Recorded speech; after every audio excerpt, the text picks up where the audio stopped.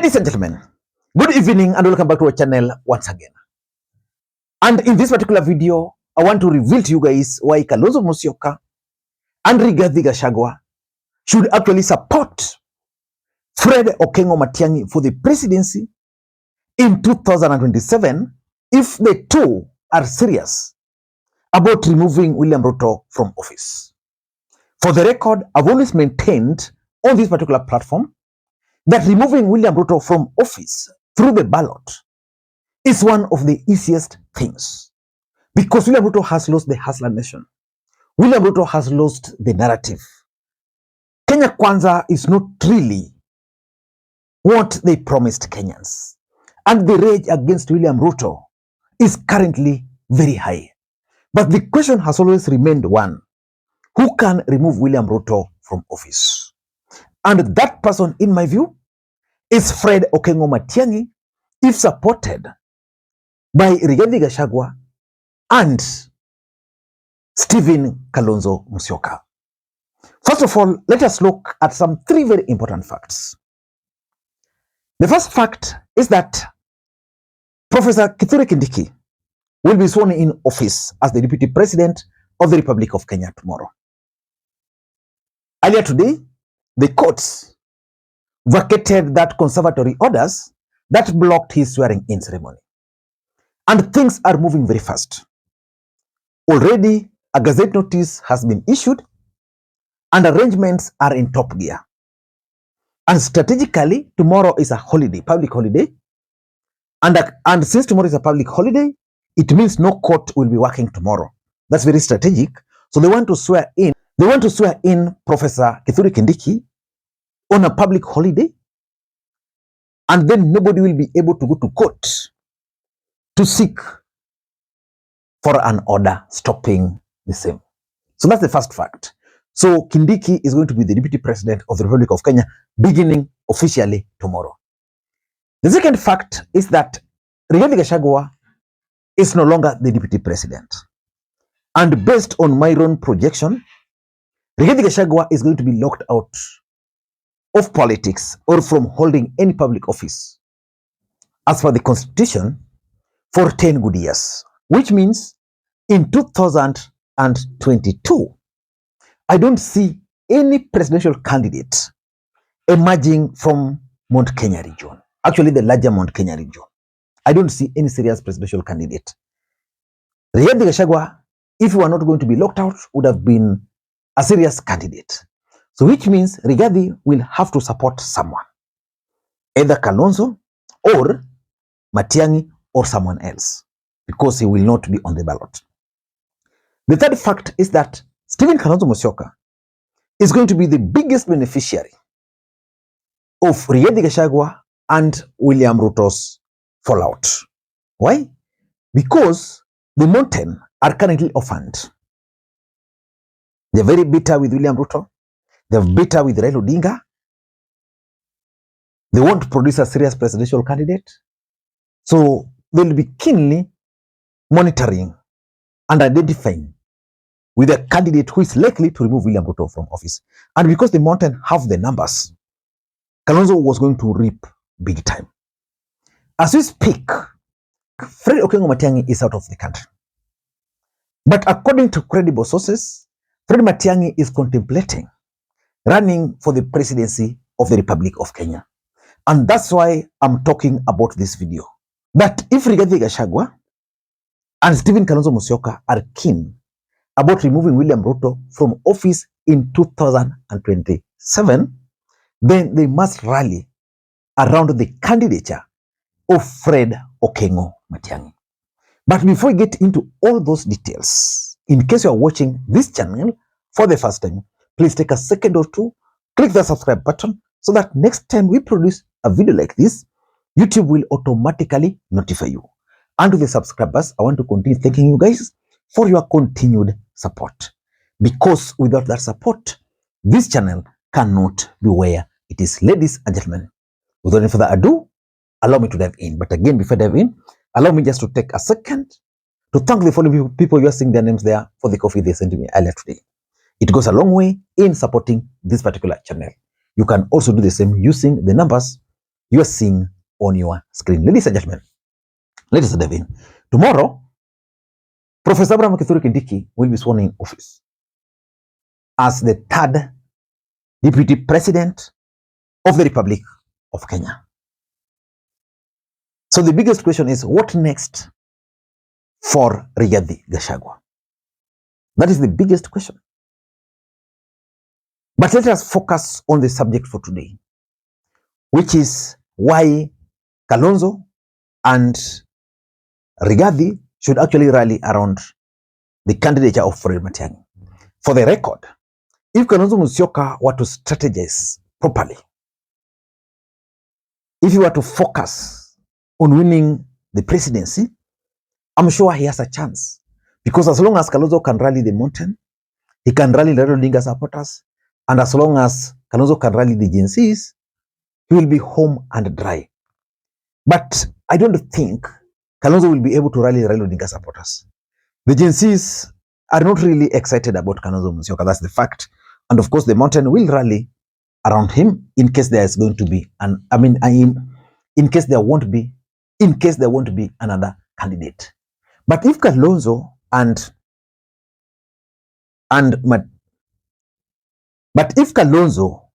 Rigathi Gachagua were to rally around the candidature of Fred Matiangi, William Ruto will go home very early in the morning.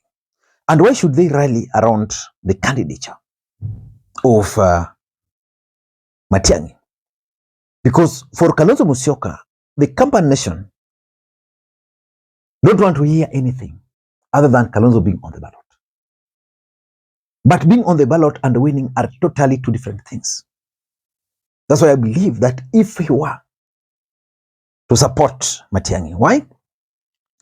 Number one, the only way to thwart William Ruto's strategy of Western Alliance is by bringing a credible candidate from that Western region.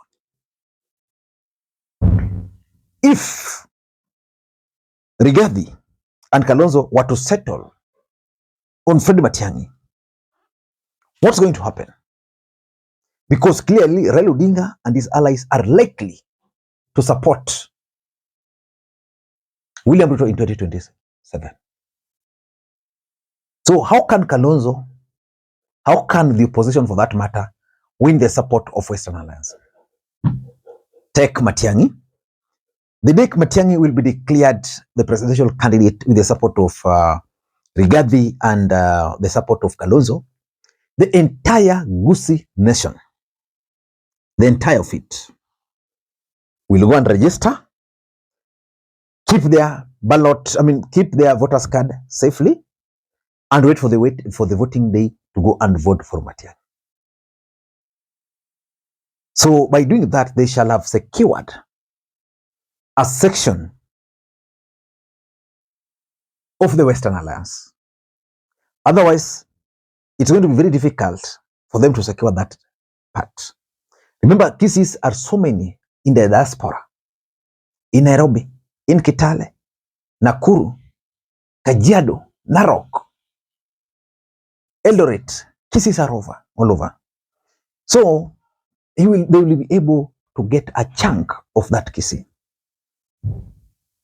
So that's number one for me. Number two, you see, Raila Odinga is currently supporting William Ruto. But majority of his supporters are not happy with them. Are not happy with Raila Odinga and his move. But those people don't know where to go to. They can't join William Ruto. Some of them have not been persuaded by Kalonzo Musyoka.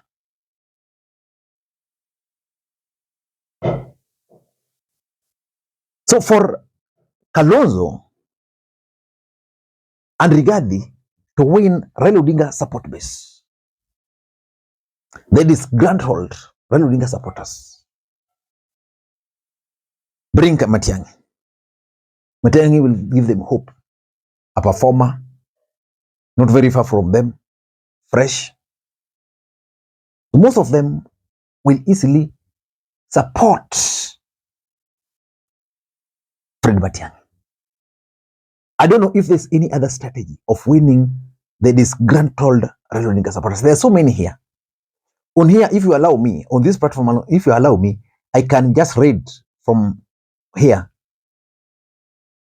almost 100 names of loyal supporters, the Lee gang here, who are not happy with Raila Odinga.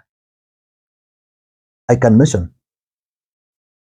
But how do you win them? Let me ask you, let me just pose this question to everyone, especially those who support Raila Odinga. If you are to be given Kalonzo and Matiangi, who do you vote for? Let us see how that's going to run. Number 3, there's also another very powerful group called the Gen Zs.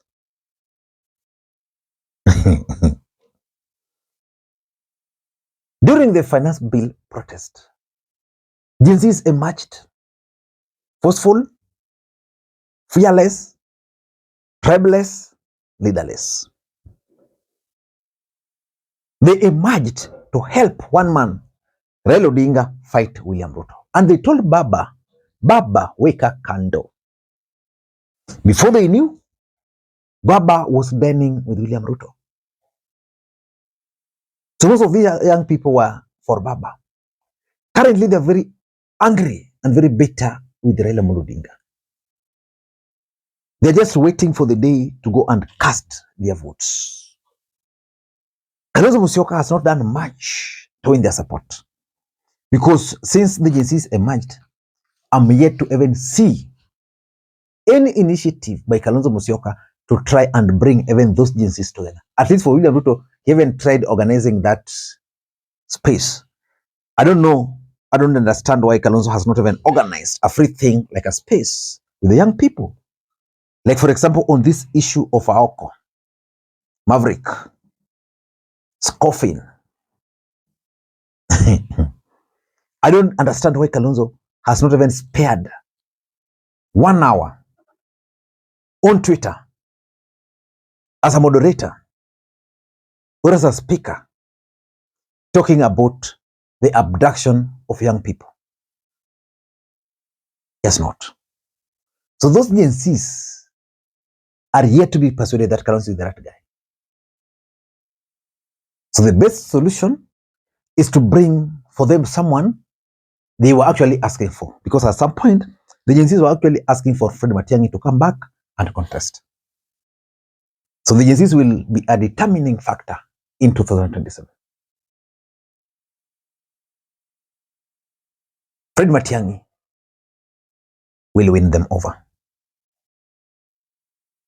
Number 4, politics. I've always also explained to you that it's a game of numbers, real or perceived. So if you have Matiangi coming with the Gusi votes, of course, plus let's say half of ODM from the Luo Nation, or even 20% of the Luo Nation. Rigathi coming with the block of the mountain. Kamba will follow Kalonzo like nothing else. Then they rally around Fred Matiangi. Tell me if that's not a winning formula. Tell me, my friends. Tell me if that ticket is not a winning formula. And lastly, there is also the element of fresh start. The young people were very clear that they want a fresh start. Kalonzo has been MP, minister, deputy president for long. Nothing new. Fred Matiangi will bring that fresh start. And of course, remember, there is also the influence of Uhuru Kenyatta factor.